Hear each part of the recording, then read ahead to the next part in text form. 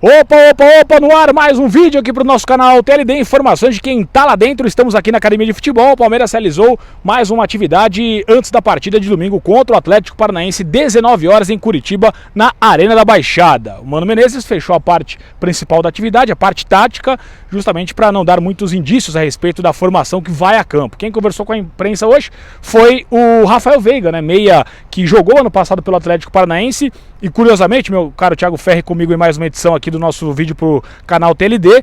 O Veiga vai completar 48 jogos pelo Palmeiras, ou completou 48 jogos? Completou, né, 48 jogos nesse último jogo. E curiosamente ele tem o mesmo número de jogos pelo Atlético Paranaense somente ano passado, né? Então, em duas passagens pelo Palmeiras, ele chega aos mesmos 48 jogos de uma temporada só pelo Furacão.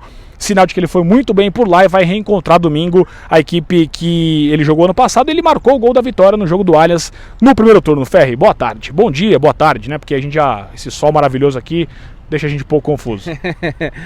Fala, Lê, pessoal aí ligado no canal. O Veiga, até a assessoria dele, né, o Acas mostrou alguns dados do Veiga comparando o Atlético e o Palmeiras. Foram 48 jogos em duas temporadas aqui, 48 jogos ano passado lá. E se você for dividir por minutos, no Atlético ele tinha média de 70 minutos por partida e aqui no Palmeiras 40 minutos por partida. Ou seja, no Atlético ele era um cara importante, um titular, um jogador importante. Aqui no Palmeiras ele sempre teve esse status de um jogador que não é um titular, né? Sempre busca ali alguns minutos e tal. E tem sido assim nessa temporada também. Com o Mano entrou 3 vezes, entrou em 3 jogos no segundo tempo. Até acho que foi bem contra a Chapecoense. E até eu imagino que possa ser um cara que possa ser testado, porque a gente vendo que o Gustavo Scarpa não consegue se firmar, não consegue ter uma sequência boa de jogos. O Lucas Lima, quando entra como titular, não vai tão bem também.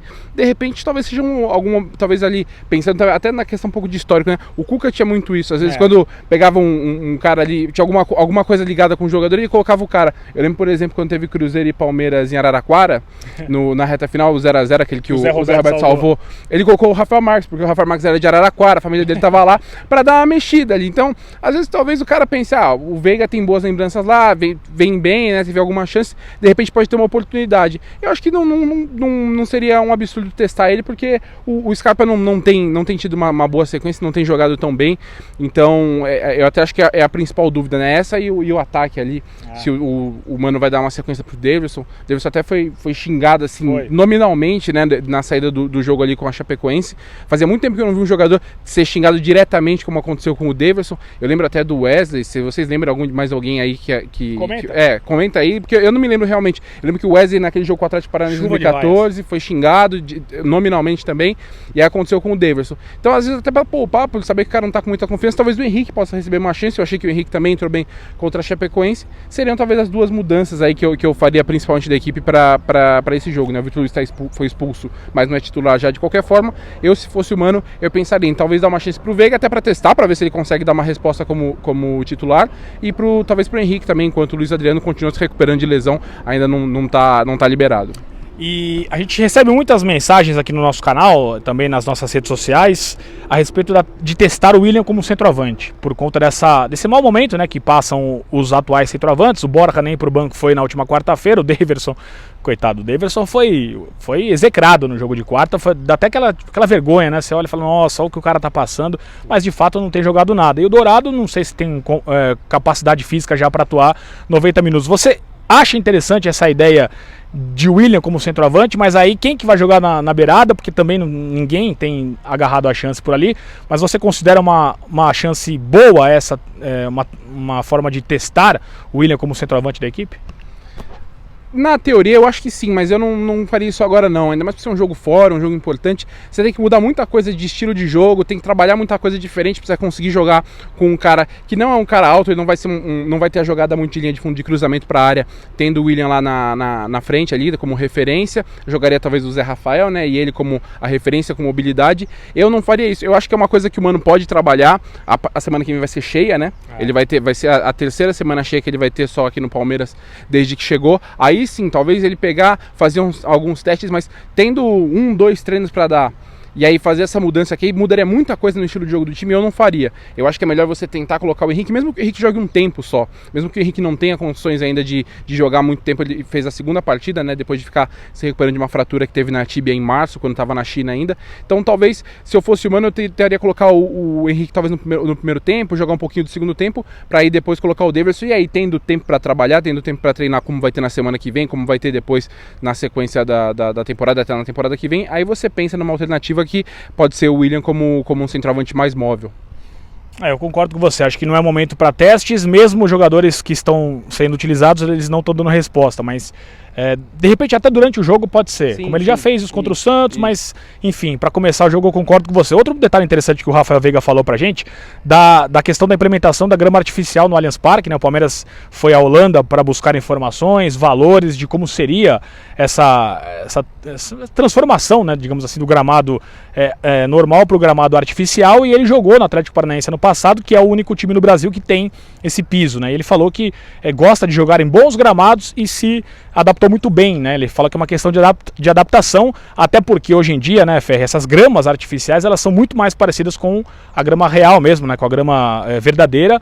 Então é uma chance interessante, é uma possibilidade que o Palmeiras tem aí de trocar o piso, e o Veiga é a favor por conta de jogar em um gramado bom que o Allianz não tem permitido. Falando um pouco agora do próximo ano, você trouxe uma informação essa semana no Jornal Lance sobre um possível interesse do Palmeiras no Gustavo Henrique, né, zagueiro que tem contrato terminando com o Santos no final de janeiro, e já há conversas para que de repente ele possa pintar aqui no Palmeiras, né, Ferri?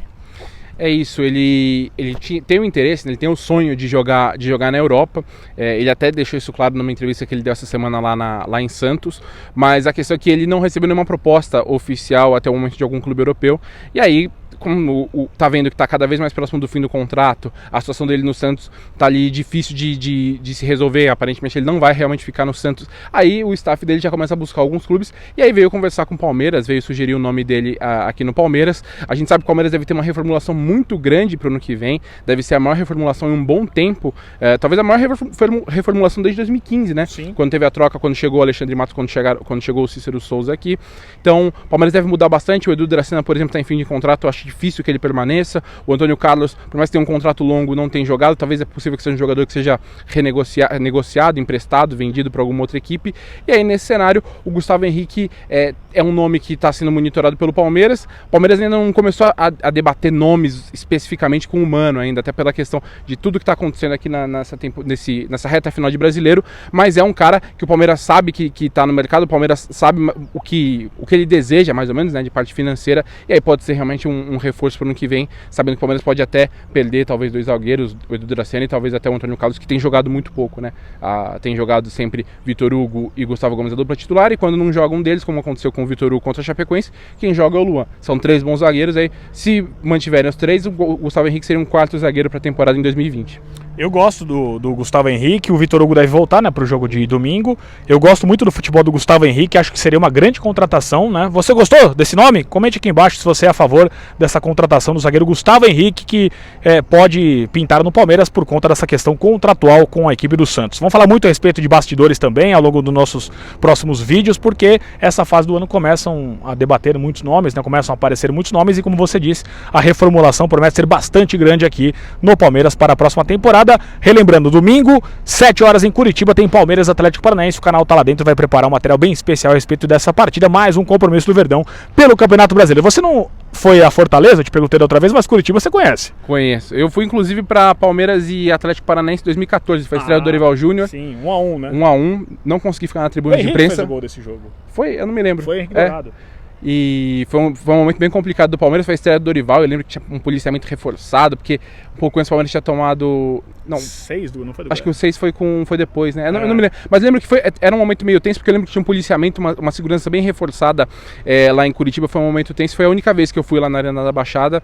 E foi um jogo que o Palmeiras até estava tentando ali salvar. Foi um fim de ano bem intenso, bem diferente do que a gente vê nos últimos anos aqui no Palmeiras, né? Que desde então não briga mais por rebaixamento, conquistou 2 títulos brasileiros, enfim.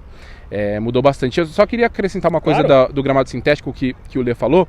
Palmeiras e WTorre agora estão debatendo questões de números, né? Valores para ver como vai fazer esse investimento, se pode realizar talvez uma permuta com a empresa, né? A Soccer Grass, que é a empresa aqui no Brasil, é a representante da Greenfields, que foi a fábrica onde eles foram na Holanda, foi quem levou, quem bancou a viagem da comitiva do Palmeiras, foi o Alexandre Zanota, vice-presidente, o Alexandre Matos, diretor de futebol, e o João Marotoni, que é o coordenador de fisioterapia, junto com o Roger Antunes, que é o coordenador de infraestrutura e manutenção do Allianz Parque, foi quem representou a WTorre. E aí até o gramado que a gente está, inclusive, que é o campo 3 aqui da academia, não é confirmado assim, mas eu imagino que se o Palmeiras for de fato colocar o gramado sintético, vai ser nesse campo onde a gente está aqui. Legal. Porque ali tem o campo 2 e o campo 1, atrás da câmera.